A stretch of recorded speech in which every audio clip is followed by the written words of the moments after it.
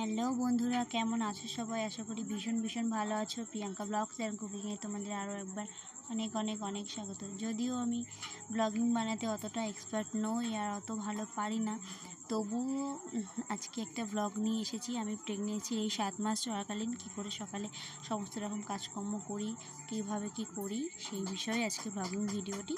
তো দেখতে থাকো। আজকে আমি ভোরবেলা উঠেছিলাম 5টার সময়। উঠে দেখি অন্ধকার লাগছে।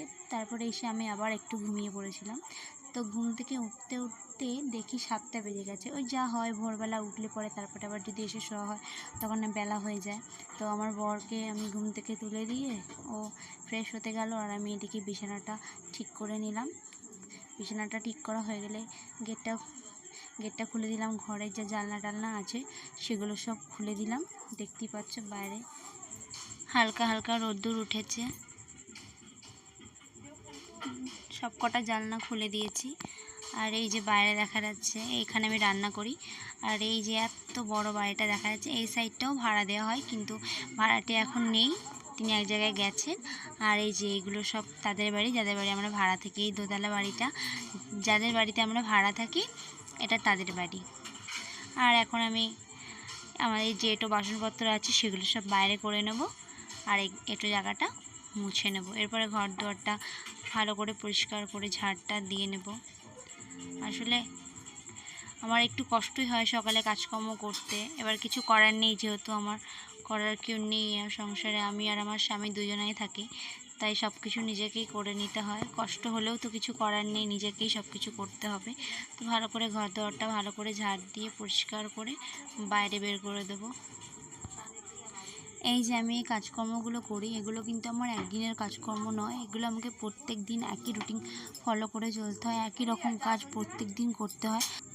তো কাজ করতে করতে আমার পেটে এখানে একটু টান লেগে গেছিলো। তারপরে পেটে একটু হাত পাত বুলিয়ে একটু ছোটো বাচ্চাকে একটু আদর ফাদর করে তারপরে আবার আমি কাজ করতে শুরু করে দিলাম, ঝাড়টা দিতে শুরু করে দিলাম। আর এরকম পেটে টান আমার প্রায়শই ধরে যখন নিচু হয়ে কাজ করি। নিচু হয়ে কাজ করতে মানা করে সবাই, ডাক্তারও মানা করে, কিন্তু আমার তো উপায় নেই, আমাকে তো করতেই হবে। যখন মাঝে এরকম নিচু হয়ে কাজ করতে যাই কিংবা ঝুঁকে কাজ করি, ঝাড়পাট দিই, তখন হালকা মাঝে এরকম পেটে একটু টান লেগে যায়। আর এই যে উঠোনটা আমি ঝাড় দেবো, আর এই বারান্দার আমার এইটুকুনি আমাকে ঝাড় দিয়ে পরিষ্কার করতে হয়, কারণ এইটুকুনি আমার ভাগে পড়ে। তো আমার সাইডে যেইটুকুনি পড়ে আমি সেইটুকুনি ঝাড় দিয়ে পরিষ্কার করি নি, বাকি আমি তাদের এরিয়াটাও ঝাড় দিই যখন পারি। কিন্তু এখন তো আমার পক্ষে সম্ভব হচ্ছে না, আমি পারছি না। তাই এখন যেইটুকুনি আমার এই সাইডে আমার যেইটুকুনি নোংরা হচ্ছে আমি সেইটুকুনি পরিষ্কার করে নেব।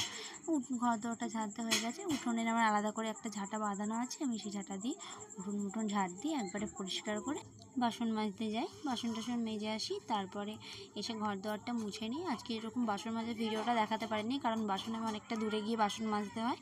ঘর দুয়ারটা মুছে নিলাম। আমি প্রায় প্রত্যেক দিনই ঘর দুয়ার মুছি, যেহেতু আমি একটা ঘরেই থাকি, যেই ঘরে থাকি সেই ঘরে খাই, যে সে একই ঘরে ঘুমায়, একই ঘরে আমাদের কাজকর্ম হয়, মাল টাল আনে, যে আমরা চানাচুরের ব্যবসা করে আমার হাজব্যান্ড, তো সেই সব জিনিসপত্র একই ঘরে থাকে, সেই জন্য আমি প্রত্যেক দিন ঘরটা মুছে নিই। তো ঘর দুয়ার আমার মোছা হয়ে গেছে, পরিষ্কার করা হয়ে গেছে, বাসি কাজ প্রায় আমার সারা শেষ। এইবার আমি স্নান করতে যাব। সকালবেলা স্নান টান করে এসে তারপরে আমি রান্না বসাবো। আর দেখতেই পাচ্ছ আমাদের বারান্দাটা একদম ফাঁকা। এই যে আমাদের এখানে মালপত্র আছে, আমাদের বাড়ির লোক লেস, কুরকুরে, রিংস, চিপস, চানাচুর এসবের ব্যবসা করে, দোকানে পাইকারি মাল দেয়। তো আর এখানে আমি রান্না করি। আমাদের বাইরেটা বারান্দাটা সেরকম পাঁচিল দেয়াল মেয়াল কিছু দেওয়া নেই, এরকম চারদিক শুধু ঘেরা আছে। আর এদিকে আমার স্নান টান করে আমি একবারে ফ্রেশ হয়ে গেছি। ফ্রেশ হয়ে এসে আমি ভাত বসিয়ে দিয়েছি। আর ওদিকে যাদের বাড়ি তারা ওখানে দৌড়ের সামনে বসে গল্প করছে। আমি ভাত সকালে কুকারেই বসাই। ভাত বসানোর পর এদিকে আমি সকালবেলা আমার প্রথম টিফিন জল খেয়ে নিই। জল খাওয়ার পরে কটা আমন্ড, বাদাম, কিশমিশ আর এমনি বাদাম, চীনা বাদাম ভেজানো সকালে খাই।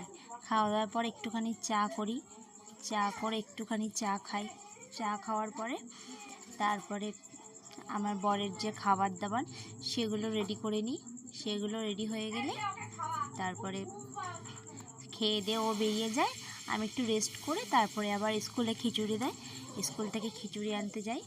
তো খিচুড়ি টিচুড়ি এনে খাওয়া দাওয়া করে এদিকে যে আমার বর মাল গুছাচ্ছে, খাওয়া দাওয়া করে তারপরে আমরা যে যার কাজ করি। তো আজকের ব্লগ এখানেই শেষ করছি। সবাই ভালো থেকো।